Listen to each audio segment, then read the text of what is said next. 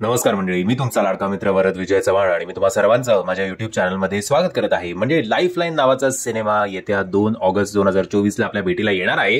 या सिनेमामध्ये प्रमुख भूमिकेत आपल्याला दिसणार आहेत माधव अभ्यंकर, अशोक सराफ, भरत दाभोळकर, हेमांगी कवी, जयवंत वाडकर, शर्मिला शिंदे, सुश्रुत मंकणी आणि संध्या कुटे. आपण बालपणापासून ऐकत आलोय आणि आजच्या तारखेला सुद्धा अशोक सराफ सर हे एकमेव असं नाव आहे जे नाव ऐकल्यानंतर मराठी प्रेक्षक जो आहे त्याचे पाय आपसुकच थिएटरकडे वळतात.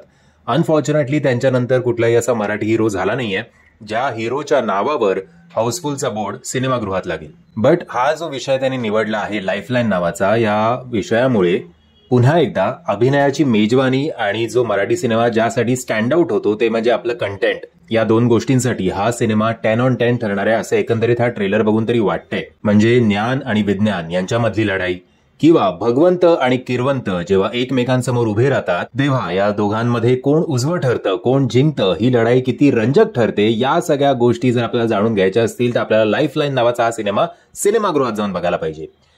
ट्रेलर नो डाऊट मला खूप आवडला, प्रचंड आवडला. अशोक सराफ सर तो नो डाऊट खाऊन टाकणार आहेत. बट माझं ओव्हरऑल ट्रेलरमध्ये फक्त आणि फक्त एका माणसावर लक्ष होतं आणि तो माणूस म्हणजे, तो कलाकार म्हणजे माधव अभ्यंकर सर. मला असं का माहिती नाही की माधव अभ्यंकर हा सिनेमा, त्यांची भूमिका ते खाऊन टाकणार आहेत असं मला एक इन्स्टिंक्ट येते हा ट्रेलर बघितल्यानंतर. म्हणजे अशोक सराफ सर तर सचिन तेंडुलकर आहेतच क्रिकेटमधले, बट या सिनेमामधली खरी बॅटिंग जी आहे ते माधव अभ्यंकर करणार आहेत असं एकंदरीत मला गट फिलिंग आहे हा ट्रेलर बघितल्यानंतर. आता पुन्हा एकदा हा यंग ऑडियन्सला किती अपेलिंग असेल माहिती नाही. याचा ऑडियन्स लिमिटेड नक्कीच ठरणार आहे याच्या विषयामुळे, याच्या ऍक्टर्समुळे नाही. कारण हे दोन्ही ऍक्टर्स असे आहेत जे काय पुढच्या पिढीला माहितीच नाही अशातला भाग नाहीये. प्रत्येकाचे आवडते कलाकार या सिनेमामध्ये आहेत. फक्त विषय गंभीर आहे, सिरियस आहे, कमर्शियल नाहीये. त्यामुळे याचा ऑडियन्स जो आहे, याचा प्रेक्षक जो आहे तो लिमिटेड ठरणार आहे. हीच काहीतरी मला खंत ओव्हरऑल हा ट्रेलर बघितल्यानंतर वाटते की हा मास अपिलिंग किंवा यंगस्टर्सना अपील करणारा विषय नाहीये. बट जे काय असणार आहे ते उत्तम असणार आहे.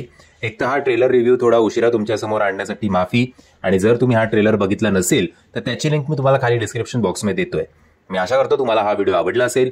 जर तुम्हाला हा व्हिडिओ आवडला असेल तर प्लीज या व्हिडिओला लाईक, शेअर आणि चॅनलला सबस्क्राईब करायला विसरू नका. जय हिंद, जय महाराष्ट्र.